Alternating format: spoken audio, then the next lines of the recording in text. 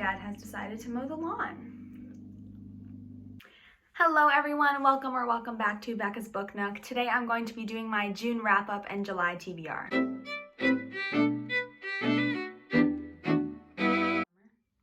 I read a total of 8 books this month, and in this video I'm just going to be talking about them and reviewing them and letting you guys know what my rating was out of 5 stars on Goodreads. I do normally rate my books out of 10 as I've mentioned before, but just for the case of this video I'm going to be sticking with the out of 5 star rating that I gave it on Goodreads.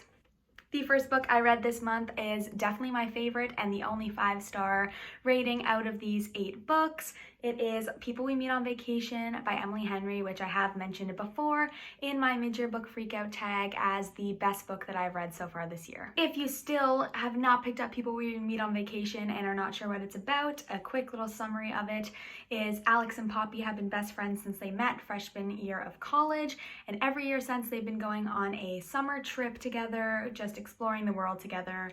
But 2 years ago, something happened on their trip to Croatia that has ruined their friendship. They haven't talked since. In an attempt to fix their relationships and hopefully spark that connection that Poppy so desperately needs, she asks Alex to go on one last summer trip with him. And yeah, we get to see what happens throughout all of their trips and this one where she's trying to get them back together. The story is so wonderful and so beautiful. Easiest 5-star rating I've ever given, and definitely pick this one up if you haven't gotten to it yet. The second book I read this month was Life's Too Short by Abby Jimenez, and this book honestly did not do it for me. I'm honestly not a huge fan of books with the illness trope, and while I do think it's very important that this author brings awareness to illnesses like ALS in this book, it honestly just makes me really sad, and it's not really what I look for in my go-to romance books, and it just kind of puts me in a bad mood, and it doesn't really feel like that much of a love story, to be honest. So I did not enjoy this book as much as I thought I would, and it got, I think, 2.5 or 3 stars for me on Goodreads. I think maybe 3.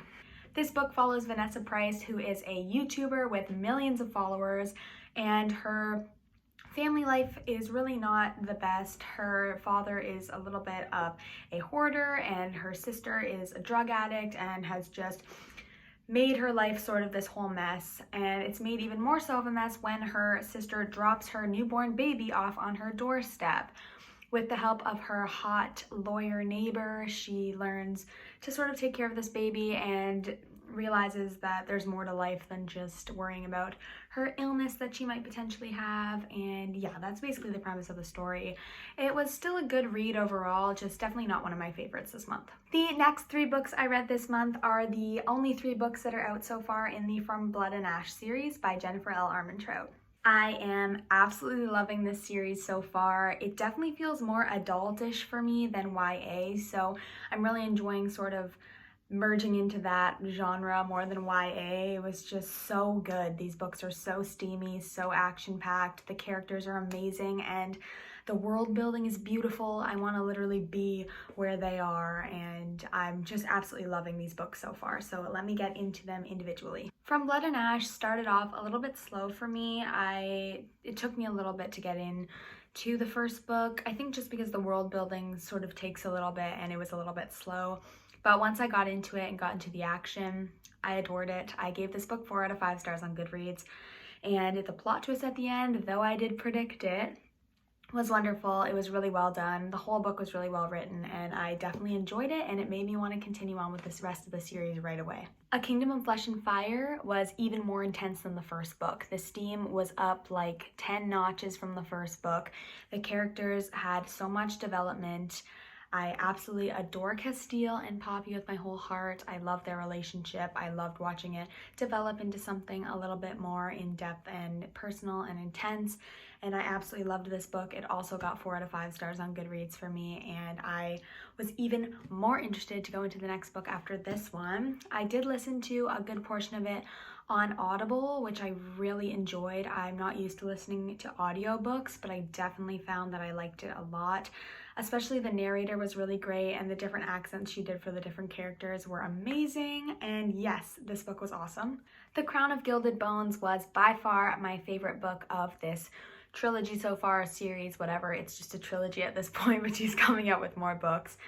Anyway, this was definitely my favorite one. Once again, the steam was like kicked up several notches. It just keeps getting more intense with every book.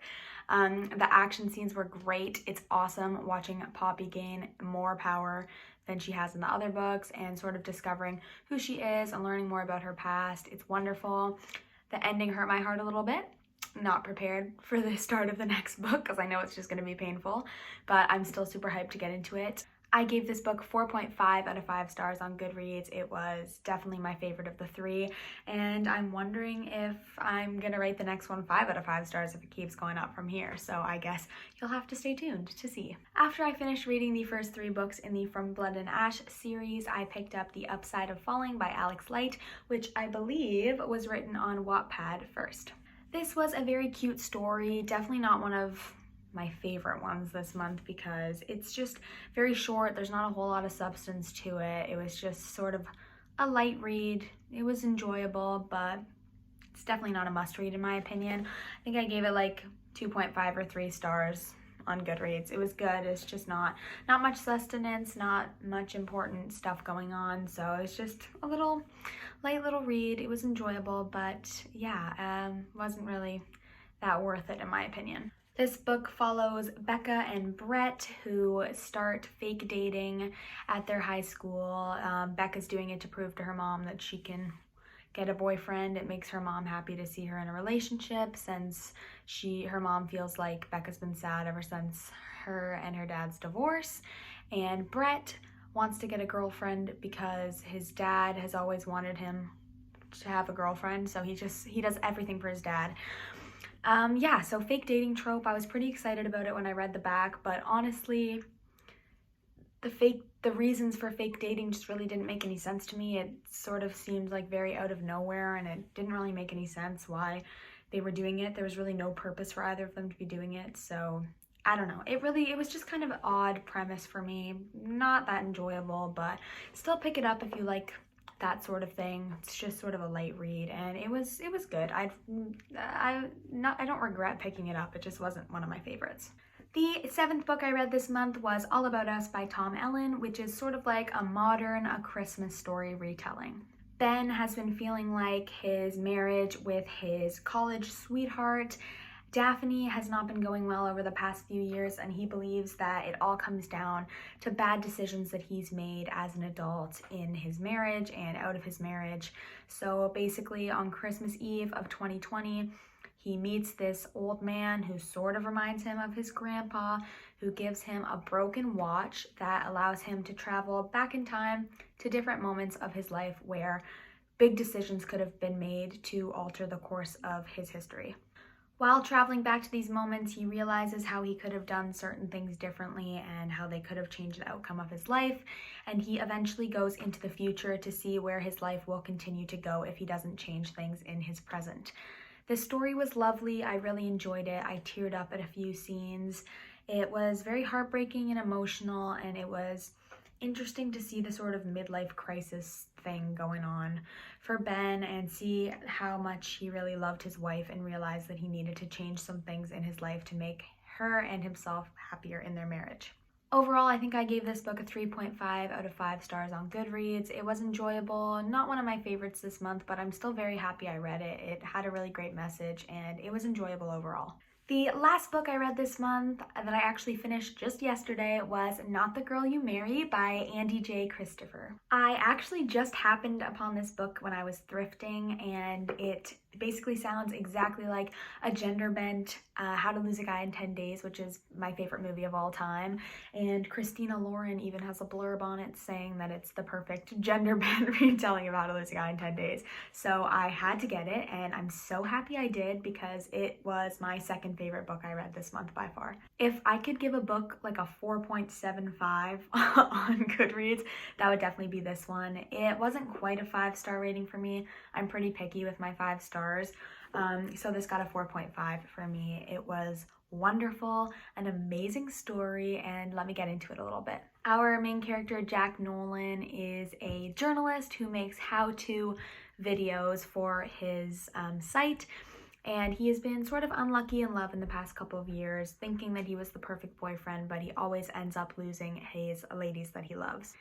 Jack wants to break into the political pieces area of his website, and his boss won't let him do it until his how-to videos become more successful. So if he's able to write an article or make a video about how to lose a woman, he will be allowed to write this political piece that he wants to write. Hannah, our female protagonist, is a very successful event planner, and she wants to prove to her boss that she can move up in her job and become more successful as a wedding event planner. Hannah's boss believes that she is not able to find a boyfriend, so why should she be a good event planner? So Hannah has to show her boss that she can make a man love her and have a boyfriend to show off at a party that the company is hosting. The couple is lying to each other about their motives, but as they're fake dating one another, they both believe that they're actually dating one another, they fall in love, and a whole mess at the end follows. Lots of drama ensues, but it was a really wonderful book. If you're a fan of How to Lose a Guy in 10 Days, definitely read this book. It's very similar, and it was absolutely wonderful. I definitely see a reread in my future. So those are the 8 books that I read this June. I am so happy with all of the ones I read, except for maybe a couple there, but overall the experience was really exciting. I'm glad I got to read this many. I know it's not as many as some people, but 8 books a month is kind of a lot for me, especially since I'm working and I have courses. So yeah, I'm very happy with how many books I read this month, and I'm excited to talk about the books I'm going to be reading next month, so let's jump a day in the future. Hey guys, so it is now the next day, and I'm going to be talking about my hopefuls for July and just all the books that are on my TBR for this month. So excited to get into all of them, so let's just jump right into this portion of the video. The first couple books that I have on my TBR are the Summer I Turned Pretty trilogy by Jenny Han. My cousin actually lent me this trilogy, and I just feel like they are the absolute perfect summer read, especially since I'm going to be camping a lot this July. So I'm hoping to just sort of speed through these books on one of my camping trips. And I've heard so many great things about this series, and I'm really hoping that I enjoy them. This book series is about Belly, who goes to Cousins Beach every summer with another family that she knows, and she has always had a massive crush on this boy Conrad, but now there are a couple new boys in the picture, and she's not really sure which way her heart's gonna go. She's hoping Conrad will give her her heart, but who knows with all these new variables. So yeah, this sounds super exciting, like a cute little summer romance, and I'm just really excited and interested to see what this book trilogy holds. The next book on my July TBR is The Kiss Quotient by Helen Huang. I've heard so many amazing things about this book, so let's talk a little bit about it. This book is about science nerd Stella, who also has Asperger's, and she really just has no experience in the romance and love department, and she decides that she really needs to start getting some. So she hires a male escort, who I believe is named Matthew, to help her in this department, and a romance sort of springs forth from there. I have heard so many wonderful things about Helen Huang's writing and her storytelling. I've heard that she creates beautiful, tear-worthy stories, and I can't wait to jump into this one and see if it affects me the same way. The story sounds absolutely lovely, and I can't wait to meet these characters and get into this story. The next book on my July TBR is Better Than the Movies by Lynn Painter, which is another book that I've been looking forward to for quite some time now. This story is a boy next door sort of romance. We have Liz, who has always known that her next door neighbor was not romance material. They've always sort of had this enemies sort of thing going on, but when her biggest crush comes back to school in her senior year and really hits it off with her next door neighbor Wes, she realizes that her in to get to go to prom with Michael would be to get closer with Wes, and obviously a romance ensues. I have talked before about how much I absolutely am obsessed with the cover of this book. I love all the different rom-com sort of, figures are on the cover of this book, and I literally bought the book because of the cover. So I'm really hoping the story ends up being good, but it sounds great, and I'm hoping this will be a quick, fun little read for me while I'm camping or just have a day off of work. The next book on my July TBR is one that I am very much looking forward to and have been for a while, and that is The Midnight Library by Matt Haig. This story is about Nora, who finds herself in the Midnight Library, which is a place where she is allowed and able to live out her life as if she had done certain things differently. Every book in the library is full of a way her life could have been if she did one certain thing a different way in her life, and she could have seen which way she should have gone and see if she can fix her mistakes. This idea is just super intriguing to me, as I've always sort of wished there was a way I could go back in time and do a couple things differently. Obviously, that's not a very good way to think because it's just not possible, but this book makes it possible, so I'm very interested to see what Matt has done and the world that he has created and all of the endless possibilities that there are in this novel. This next book is another one that I've been wanting to read for forever. My mom and my brother have both read it. My brother's not even a reader, so that's saying something. And it's The Night Circus by Erin Morgenstern. This story is another enemies to lovers, and it revolves around Marco and Celia, who are enemy magicians, and there's sort of a competition at this amazingly beautiful night circus where only one of them can be left standing and one of them has to win the game, I believe. I'm not really 100% sure, but I know that I'm going to absolutely love this story. I really wanted to read it after I watched a bunch of A Clockwork Readers videos. Hannah's absolutely obsessed with this book. I've been watching her channel for like as long as I've been on BookTube, and she has like a literal shrine to this book, so it must be amazing. I'm of the same mind of most of her book opinions, so super excited to get into this, and I do hope that I enjoy it as much as she and other people have. The next book on the second to last book on my July TBR is Yes and I Love You by Ronnie Lauren, which is a fake dating trope contemporary romance book that I picked up at Walmart a little while ago, and I'm very, very excited to read. This book follows Holland Tate, who is an online reviewer in the New Orleans nightlife scene, and her boss decides that it's time for her to reveal her identity, since she does hide behind a fake identity online, and she has very serious stage fright and is nervous to show her real self to the world. Enter Jasper, who is an actor and has become her fake boyfriend for the novel and is going to help her get over her stage fright and help her overcome her fears to show herself to the world and not be afraid. So they begin this fake relationship, and it must inspire a real one because it's enemies to lovers, or not enemies to lovers, but like fake dating, because it is fake dating to real dating. So yeah, I'm very excited to read this book. I randomly saw it and I decided that it's totally up my alley, so I'm interested to see if I like it. Also, Colleen Hoover did a blurb on it. I've never read any of Colleen Hoover's work, but I want to in the future since I've heard only great things about it. And finally, the last book on my July TBR is We Hunt the Flame by Hafsa Faisal. Sorry if I'm mispronouncing the name.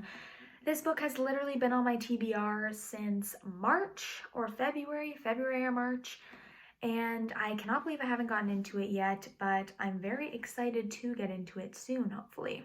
I really don't know a lot about this book. I do believe it's enemies to lovers, but who really knows at this point? I've only heard good things about it, so I really want to jump into it and really read it this month, for real this time.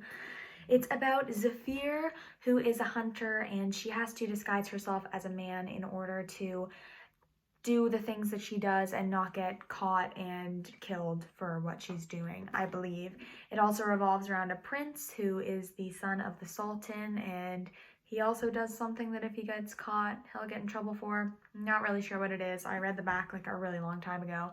But I'm really looking forward to this book, and I hope it's as good as everyone says. I heard she's a really great writer, and yeah, I'm really looking forward to getting into this story. So yeah, those are all the books on my July TBR. It is a slightly ambitious pile, So we'll see how I do, but as I said, I'm going on camping trips. I am hopefully not going to be working a whole lot since I would love to have time to read, but I need that money for rent and stuff, so we'll see how much I actually get done. But I really am hoping to read a majority of these books, if not all of them. And yeah, I'm just so excited and ready to jump into all these stories and enter all of these worlds. I think the one I'm most looking forward to is probably the Midnight Library or the Kiss Quotient, but we'll see. I'm also going to be continuing on with my reread of A Court of Mist and Fury. I am going to have a vlog coming your way of my reread and my annotation for this book. I'm reading it pretty slowly because I'm doing a buddy read with a friend, but I will be coming out with that soon for you guys, and I am making my way through it slowly. So thank you all so much for watching my June wrap up and my July TBR. I hope you enjoyed this video, and if you did, please give it a like, comment down below some of the books that are on your July TBR. I would love to hear about it. And subscribe to my channel if you haven't already. I post bookish videos every Wednesday, and I would love to have some new friends on here. I also link all my socials down below in the description box if you'd like to follow me on Bookstagram, Book Talk, or Book Twitter. I also have a Goodreads down below if you want to check out how I'm doing on my yearly goal and just see some of the books that I've read there. But thank you all so much for watching this video. I hope you enjoyed, and I'll see you next time. Bye!